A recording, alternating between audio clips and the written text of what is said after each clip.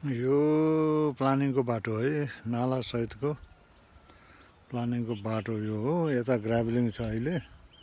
यो कुब्जे भाइखला सारथी खोला कुब्जे भाइखलाको समाज घर यहाँ तल छ। यो माथिल्लो स्टेपमा पर्यो। त्यहाँबाट चाहिँ एउटा सानो बाटो छ, यही हो।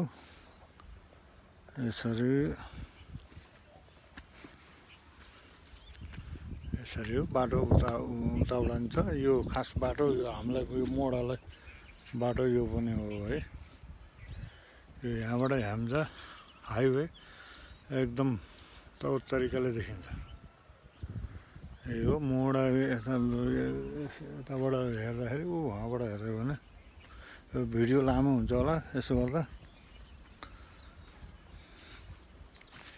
भिडियो लामो बन्न सक्छ। यता सानो बाटो छ एउटा। यो यतापट्टिबाट छोडिएको बाटो, पानी सानी लाने हो। यहाँबाट यो पछाडिको यो यहाँबाट मोड त्यो घरबाट यता यहीँसम्म पर्यो। यहीँसँग यो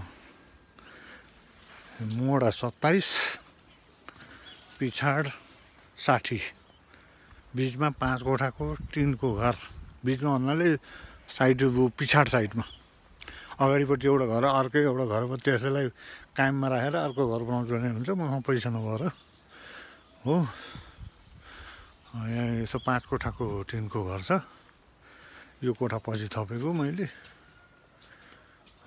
यो रातो लाग्यो। तपाईँ आउनुभयो भने चिन्नुहुन्छ। त्यही हो, गेट हो। यसरी यताबाट गयो त्यो मोडा हो। तर यसलाई चाहिँ यो घरलाई यताबाट गेट बनाएर गरेको छ। यो सानो बाटो छ।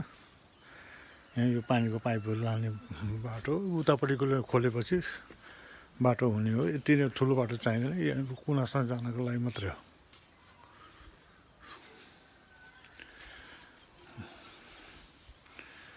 घर त माथि गएर खिच्न मिल्दैन। यही हो, जाने ठाउँै छैन। यस्तो छ। यही हो हजुर। ल